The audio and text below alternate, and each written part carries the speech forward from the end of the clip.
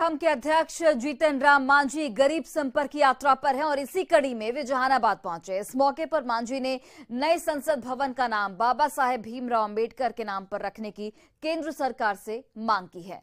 तो mountain man Dashrath Manjhi के लिए उन्होंने एक बार फिर से भारत रत्न देने की मांग की है और माउंटेन मैन को भारत रत्न दिलाने की मांग को लेकर 11 सदस्यीय प्रतिनिधिमंडल पैदल मार्च करते हुए दिल्ली पहुंचेगा। उनके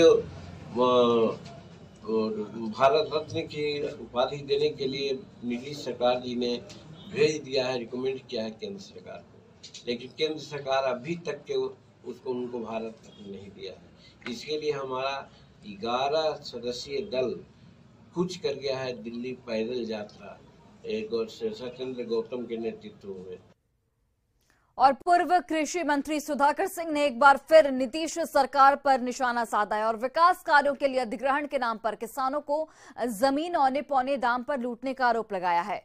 कैमूर में सुधाकर सिंह ने कहा कि NH 219 जो कि वाराणसी से कोलकाता तक भारतमाला एक्सप्रेस बनाया जा रहा है, उसके लिए सरकार किसानों से जो जमीन का अधिग्रहण कर रही है उसका वाजिब मूल्य नहीं दे रही है। सरकार काफी पुराने दर पर मुआवजा दे रही है जो किसानों के साथ साथ सरासर अन्याय है। भूमि अधिग्रहण कैमूर के किसानों के लिए अभिशाप के रूप में आने वाला है। सभी को पता है कि 2013 के दर पर किसानों को भुगतान करने की बात सरकार का कहना अन्याय नहीं है, यह सीधे सीधे किसानों की जमीन का लूट का मामला बनता है। 4 गुना बाजार दर पर देने का वायदा करने वाली सरकार आज सरकार के मूल जो किसानों को मिलता है बाजार मूल्य, उससे भी आधे दाम पर सरकार भूमि को अधिग्रहित करना चाहती है। इससे बड़ा नाइंसाफी नहीं हो सकता। और खबर शेखपुरा से है, जहां चेवड़ा में नियमों को ताक पर रखकर पत्थर का खनन किया जा रहा है। पत्थर खनन के दौरान कंपनियां हैवी ब्लास्ट कर रही हैं, जिसका पत्थर उड़कर घरों से ऊपर गिर रहा है। स्थानीय लोगों का ये कहना है कि पत्थर से कई लोग जख्मी हो चुके हैं। आरोप ये भी है कि खनन विभाग शिकायत के बाद भी इन कंपनियों पर कोई कार्रवाई नहीं कर रहा है। सहयोगी अजीत कुमार सिन्हा की इस रिपोर्ट को आप देखिए। जो हमारा घर में बच्चा है 15 बरस के, उसका भूल छूटा है ब्लास्टिंग, तो बहुत चोट लग गया है कलेजा में, सरकारी हॉस्पिटल में दिखाए हैं।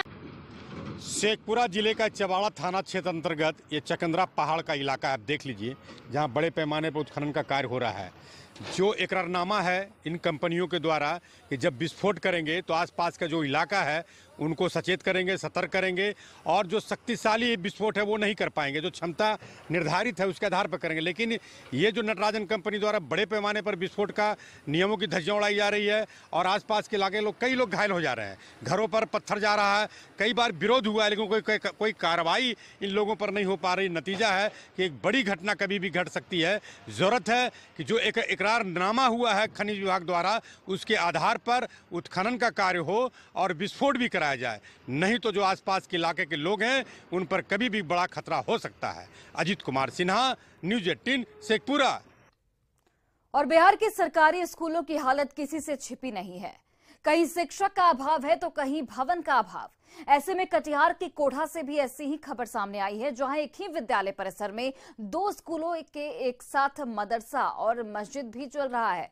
लेकिन शिक्षा विभाग के अधिकारियों को इससे कोई फर्क नहीं पड़ता कि बच्चों की पढ़ाई के नाम पर उनके साथ कैसा मजाक किया जा रहा है।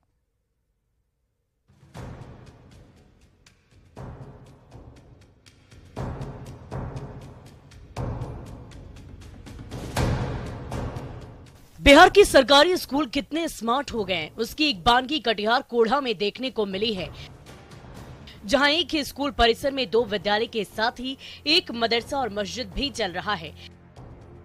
हथिया दियारा प्राथमिक विद्यालय, जिसका ये अपना परिसर है, ये स्कूल भी सिर्फ एक कमरे में ही चल रहा है, जिसमें 200 से ज्यादा बच्चों का एडमिशन है। लेकिन सभी बच्चों का भविष्य एक ही कमरे में कैद है और यही हाल 2015 में यहाँ शिफ्ट हुए चामापारा प्राथमिक भूमिहीन विद्यालय का भी है। चामापारा स्कूल में भी 200 से ज्यादा बच्चों का नामांकन है, जिसमें हर दिन 100 से ज्यादा बच्चे आते हैं। लेकिन चामापारा विद्यालय के हिस्से में भी सिर्फ एक ही कमरा है, यानी कक्षा 1 से लेकर 5 तक के बच्चे एक ही साथ कमरे में पढ़ते हैं। विद्यालय इसमें जैसे शिफ्टेड चमापाड़ा है, क्योंकि वो भूमिहीन विद्यालय है और उनको यहाँ आज से लगभग 6-7 साल 8 साल पहले से इस विद्यालय में संचालित हो रहा है। रह गई बात मदरसा की, मदरसा भी यहाँ बहुत पूर्व से ही संचालित हो रहा है। एक ही क्लास में बच्चे आते हैं, एक ही क्लास में पढ़ते हैं। कितने बच्चे हैं आपका इस स्कूल में? 205 बच्चे हैं आपके यहाँ जी। आते कितने हैं? लगभग 120-25 तक आते हैं बच्चे। अंधेरे में डूबे 2 कमरे में 2 स्कूलों का संचालन कर कैसे शिक्षा का अलग जगाने के नाम पर बच्चों के साथ मजाक हो रहा है, ये तो आपने देख लिया। अब हथिया दियारा स्कूल की दूसरी बड़ी परेशानी ये है कि इसी स्कूल परिसर में मस्जिद और मदरसा का भी संचालन हो रहा है, जबकि मदरसा का नया भवन बनकर तैयार है, मगर कमेटी की आपसी खींचतान के कारण मदरसा अपने नए भवन में शिफ्ट नहीं हो रहा है। स्कूल के जमीन से है, पढ़ाई में बहुत दिक्कत हो रहा है। वहाँ 10 वार्ड का गांव है, अभी तक हाई स्कूल नहीं बना। वस्तानिया के वस्तानिया रह गया, मदरसा फोकानिया होना चाहिए, मौलवी होना चाहिए। मदरसे के संचालन की जिम्मेदारी शिक्षा विभाग के पास नहीं है, लिहाजा इस पर कोई भी अधिकारी बोलने से बच रहे हैं। वहीं एक ही स्कूल परिसर में 2-2 विद्यालय और एक ही कमरे में कक्षा 1 से लेकर 5 तक के बच्चों की पढ़ाई की नायाब व्यवस्था के लिए पूर्व डिप्टी सीएम तारकिशोर प्रसाद राज्य सरकार को जिम्मेदार ठहरा रहे हैं। जो 243 ऐसे प्राथमिक विद्यालय हैं जो मात्र एक कमरे में चल रहे हैं, ये बिहार सरकार को पहल करके विद्यालय भवन का निर्माण कराना चाहिए, जिससे कि जो संवैधानिक अधिकार है प्राथमिक शिक्षा का बिहार के बच्चों का, भारत के बच्चों का, वो बेहतर ढंग से प्राथमिक शिक्षा प्राप्त कर सके।